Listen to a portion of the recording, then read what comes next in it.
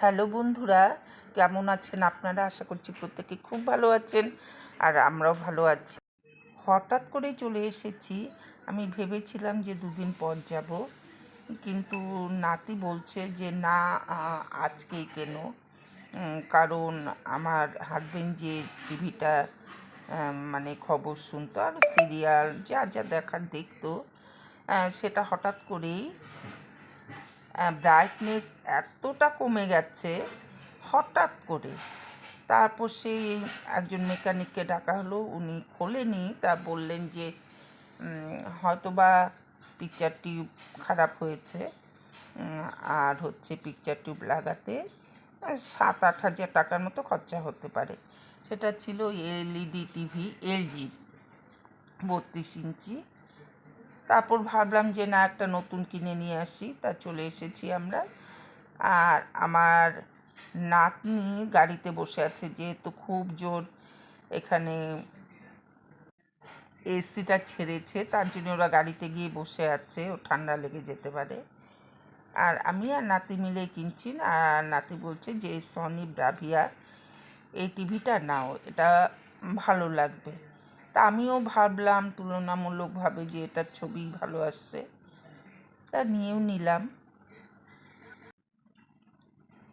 তা ওই পেমেন্ট করতে যতটুকু দেরি হয়েছে, তারপর আমরা চলে এসেছি। টিভিটা আজকেই দিয়ে যাবে, তো ইনস্টলিং করবে কালকে।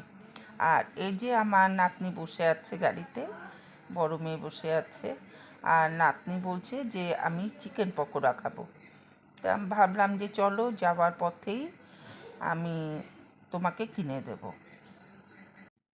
সবাই মিলে চললাম সেবক রোড ধরে, বিধান রোড হয়ে চলে এসেছি চিকেন পকোড়া কিনতে। তা ওখানে চিকেন পকোড়া কিনে তারপর বাড়িতে চলে এসেছি। আর এই যে দেখতে পাচ্ছেন, এটা আগের টিভি। এটা যে আমি দোকানে, গ্রেট ইস্টার্ন দোকান থেকে নিয়েছি। টিভিটা কিন্তু আগে দেখেনি ওনারা, বলছে যে 1000 টাকা আমরা এখান থেকে মাইনাস করে দেবো। তা ভাবলাম যে দূর, আবার কোথায় বিক্রি করব না করব, ঠিক আছে 1000 টাকায় দিয়ে দিচ্ছি। তারপর ওরা বললেন 800 টাকা, সেটাতেও রাজি হয়ে গেলাম। ভাবতে পারেন, 800 টাকায় টিভি বিক্রি করে দিলাম, এলইডি 32 ইঞ্চি। আর এই যে নতুন টিভি চলে এসেছে, কিন্তু কালকে সেই টিভিটা ইনস্টলিং করবে। আর আজকে আগের টিভিটা খুলে নিচ্ছে, ওনারা নিয়ে যাবেন কোম্পানিতে। পরের দিন ইনস্টলিং করতে চলে এসেছে সন্ধেবেলায়। আর হচ্ছে ইনস্টলিং করছে, নাতি নাতনি দুজনে মিলে ঝগড়া করছে। নাতনি, সে নাতির চেয়েতে প্রায় 8 বছরের ছোট। ও বলছে যে আমি এই নতুন টিভি দেখব, তুই ভেতরে ঘরে টিভিটা আছে সেটা দেখবি। আর আমি আর আমার হাজব্যান্ড দূর থেকে হাসছিলাম ওর কথা শুনে।